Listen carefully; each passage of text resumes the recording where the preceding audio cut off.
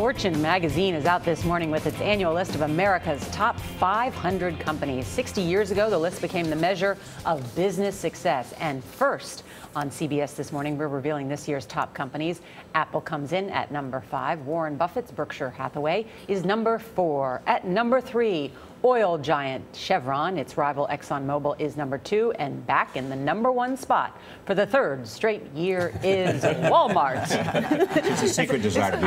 It's like you're calling a race. Yeah, it is. This is the Belmont right here. Exactly. You're still thinking about your pony. I know. Alan, did you bring me a horse? No, but I will the next time, I promise.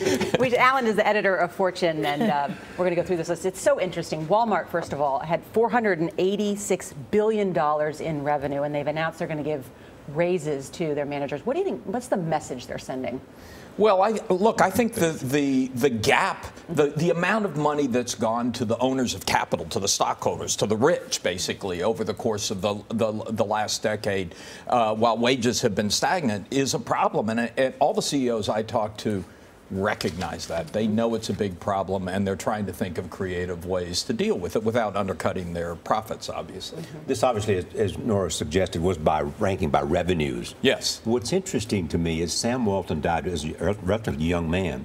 He would be hugely wealthy today. I mean, probably the richest man by far in the world, wouldn't he? Yeah, and his descendants are doing okay, yeah, Charlie. Right. They're all doing. But we're talking about 150 billion or something like that. What's interesting is Walmart has actually had a pretty tough patch of it here for the last few years. I mean, its sales are not increasing very rapidly, but it is so big that on this list of revenues, it really dominates the top.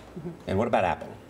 Well, Apple is the one that's really coming on. If we rank the companies by profits or if we rank them by their market value, Apple would be number 1. It's valued at $700 million, the first company ever to have the first, thank you for correcting me. No, I didn't. First I need an editor. The first company ever that's had a market cap that large. That's really an amazing story. And they have a lot of cash on hand, too, don't they? A lot of cash on hand, yeah. Facebook jumped nearly 100 spots. That's right. It came in at 242.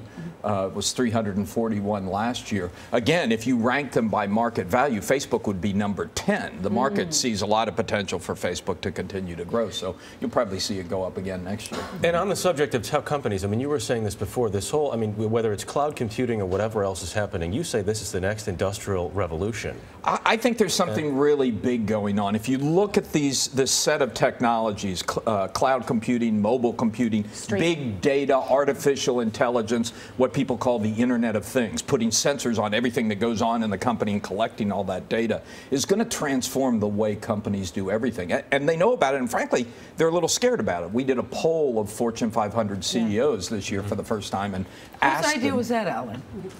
It was mine. Thank you, Gail. You know, I spent my last 2 years as a pollster at the Pew Research Center. No, but there are two great questions. You asked all the companies, what's your greatest challenge? And you asked if they could name a fellow CEO who they admired, who would it be? Who came out on top? Tied for first place. Who was it? Tim Cook, which is really interesting. I mean, this is the first openly gay CEO in the Fortune 500, is one of the most admired by his colleagues. Yeah. Jamie Dimon is the other. But Tim Cook, especially because no one knew what he could do, and there was such a large shoes he had to I don't fill. think any of us thought that he could take Apple to the heights he has taken it. It's All right, really thank an you, amazing Alan. story. Thank you very much. The new issue of Fortune hits newsstands Monday. We'll be right back.